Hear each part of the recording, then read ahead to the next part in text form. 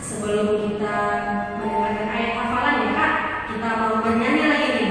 Kita mau bernyanyi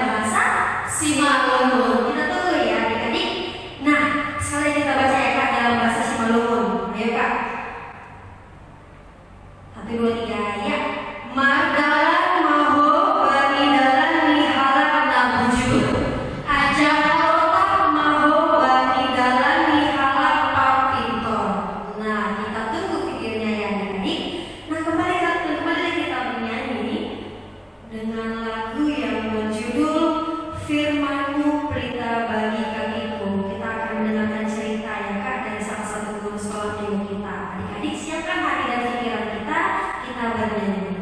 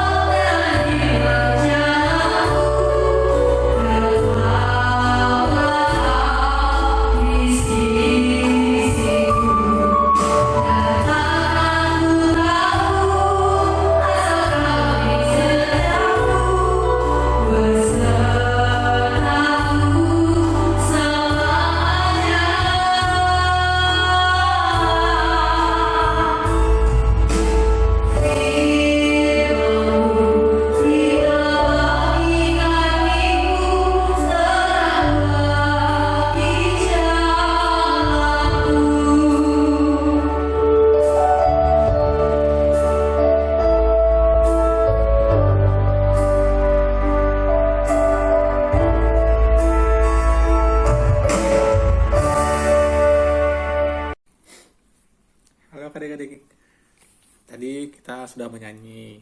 Jadi sekarang kita mau mendengarkan firman Tuhan. Jadi sebelum kita mendengarkan firman Tuhan, mari kita berdoa dulu ya. Lipat tangannya, kita berdoa. Tuhan Yesus, sebentar lagi kami akan mendengarkan sebagian dari isi firman-Mu. Karena Engkau berkati kami Tuhan, supaya apa yang diberikan oleh hamba-Mu masuk dalam pikiran kami satu persatu dan dapat kami aplikasikan dalam kehidupan kami Tuhan. Terpuji nama-Mu dalam nama Anak-Mu Yesus Kristus Tuhan kami. Amin. Ya adik-adik, jadi yang menjadi renungan kita pada pagi hari ini yaitu diambil dari kitab 1 Yohanes 3 ayat 1 sampai 7. Abang ulangi ya. 1 Yohanes 3 ayat 1 sampai 7. Ayo, 1 Yohanes itu perjanjian baru atau lama? Ayo, kelas besar tentunya harus tahu ini. Baru atau lama? Iya, perjanjian baru. 1 Yohanes 3 ayat 1 sampai 7. Udah dapat? Ayo kita baca sama-sama ya. 1 Yohanes 3 ayat 1 sampai 7. Lihatlah betapa besarnya kasih yang dikaruniakan Bapa kepada kita, sehingga kita disebut anak-anak Allah. Dan memang kita adalah anak-anak Allah. Karena itu dunia tidak mengenal kita, sebab dunia tidak mengenal Dia. Saudara-saudaraku yang kasih, sekarang kita adalah anak-anak Allah, tetapi belum nyata apa keadaan kita kelak. Akan tetapi kita tahu bahwa apabila Kristus menyatakan dirinya, kita akan menjadi sama seperti Dia. Sebab kita akan melihat Dia dalam keadaannya yang sebenarnya. Setiap orang yang menaruh pengharapan itu kepadanya menyucikan diri sama seperti Dia yang adalah suci. Setiap orang yang berbuat dosa melanggar juga hukum Allah, sebab dosa ialah pelanggaran hukum Allah. Dan kamu tahu bahwa Ia telah menyatakan dirinya supaya Ia menghapus segala dosa, dan dalam Dia tidak ada dosa. Karena itu setiap orang yang tetap berada dalam Dia tidak berbuat dosa lagi. Setiap orang yang tetap berbuat dosa tidak melihat Dia dan tidak mengenal Dia. Anak-anakku, janganlah membiarkan seorang pun menyesatkan kamu. Barang siapa yang berbuat kebenaran adalah benar, sama seperti Kristus adalah benar. Kita ulangi yang angka 7 ya, sama-sama. 2, ya. Anak-anakku, janganlah membiarkan seorang pun menyesatkan kamu. Barang siapa yang berbuat kebenaran adalah benar, sama seperti Kristus adalah benar. Demikian firman Tuhan. Abang sapa lagi adik-adik ya. Selamat hari Minggu. Walaupun udah setahun lebih ya kita beribadah di rumah aja, tapi tidak apa-apa, tidak menyusutkan iman percaya kita kepada Tuhan. Tema kita hari ini yaitu Yesus Tuhanku. Di dalam dunia ini ada 2 jalan. Yang lebar, mulus, tapi ada juga yang kecil dan berkelok-kelok. Ada nggak pernah dengar lagunya itu? Di dalam dunia ada 2 jalan, itu ada lagunya kan? Yang lebar, yang mulus, tapi itu jalan ke neraka. Dan satu lagi kecil berkelok-kelok, tapi jalan yang ke surga. Yang mana kita pilih? Istrinya seperti ini. Kenapa dia lebar dan mulus? Sama seperti kita berbuat dosa. Gampang sekali bukan? Kita berdosa nggak sesusah.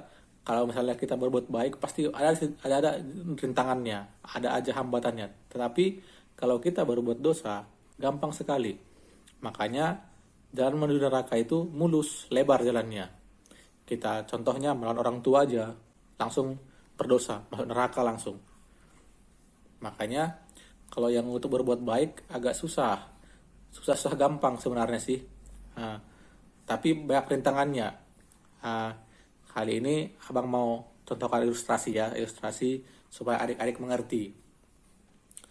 Misalkan adik-adik di sekolah, misalnya kan, tapi sekarang udah lama sih kita nggak sekolah kan, karena kita belajar daring di rumah. Misalkan adik-adik di sekolah dan kita punya kawan ini. Misalnya meja kita di sini, dia di depan kita. Terus kita melihat dia mencuri pensil teman sebangkunya. Kita melihatnya. Kita lihat dia mengambil pensil temannya. Kemudian beberapa saat kemudian si temannya ini merasa kehilangan dan melapor pada guru. Dan guru datang. Ini datanglah guru, datang guru. Dia bertanya di depan kelas. Hei adik-adik, siapa yang ngambil pensil si A ini? Ada yang ngaku. Dan posisi adik-adik sekarang ini tahu ini siapa yang mencuri. Tahu siapa orang yang mencuri. Apa tindakan si adik-adik sekarang? Ada 2 pilihannya. Yang pertama, kita mendiamkan aja, tapi kita merasa bersalah dan merasa berdosa karena kita tahu sebenarnya dia mencuri, dia mengambil. tapi kita tidak berani memberitahu. Karena kita tahu konsekuensinya, si teman tadi pasti marah sama kita. Pasti bilang kita tuang lapor lah, tuang ngadu. Dan pilihan kedua, kita melaporkan kepada guru.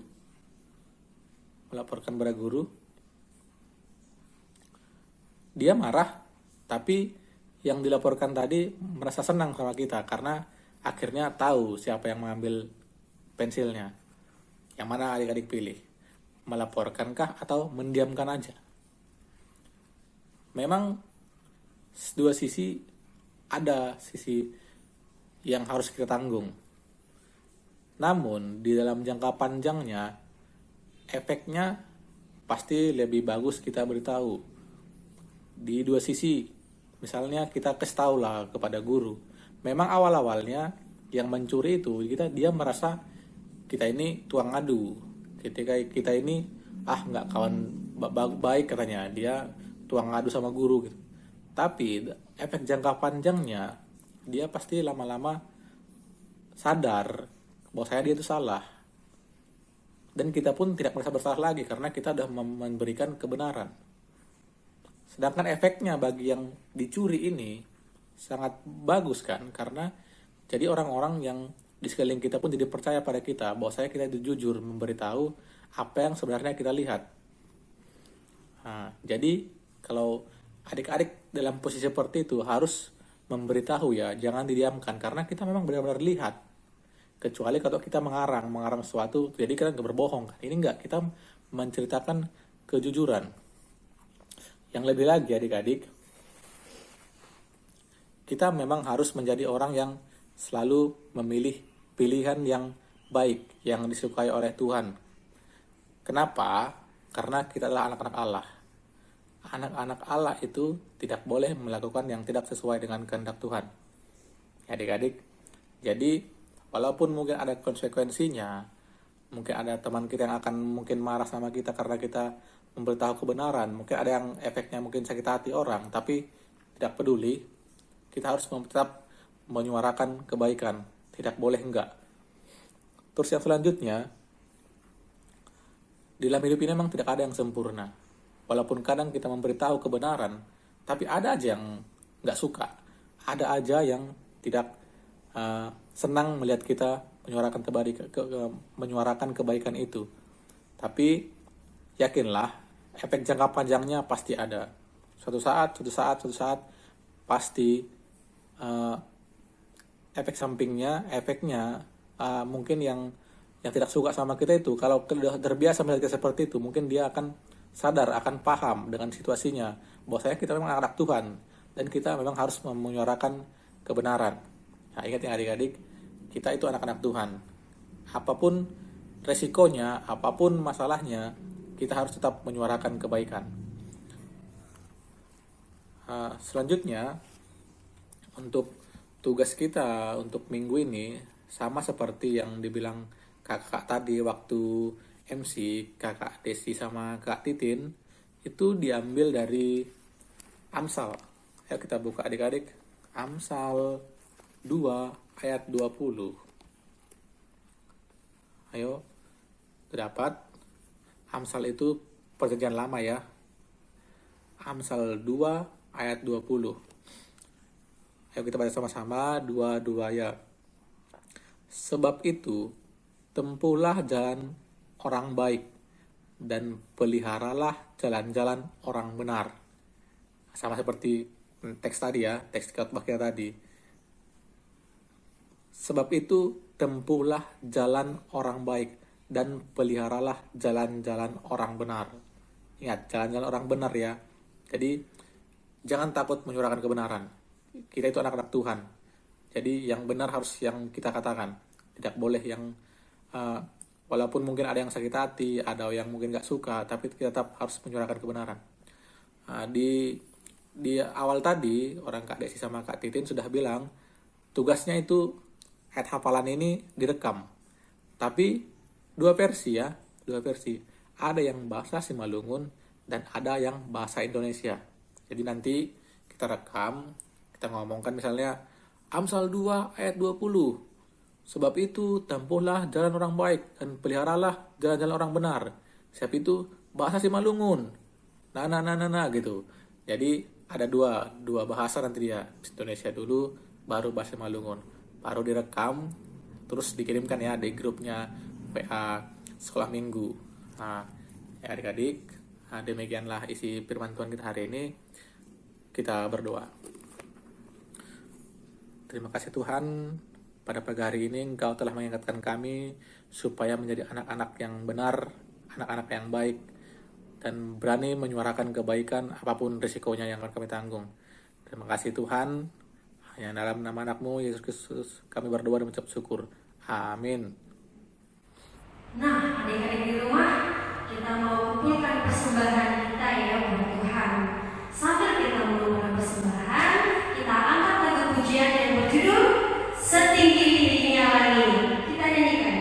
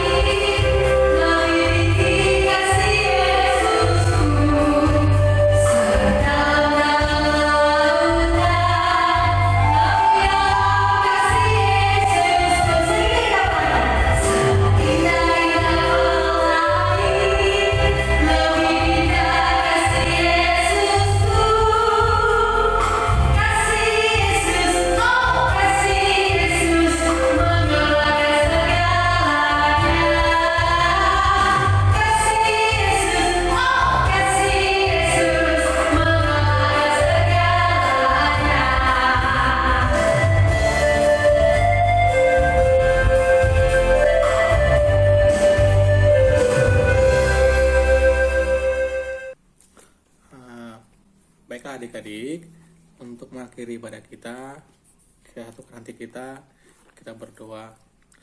Mari kita sama-sama mengucapkan doa O Yesus kasomani. O Yesus kasomani hanami hangganup pasada urnami aseturang ganup sing bodelan honami sanlakatorsa dop hama nami torang ageuja.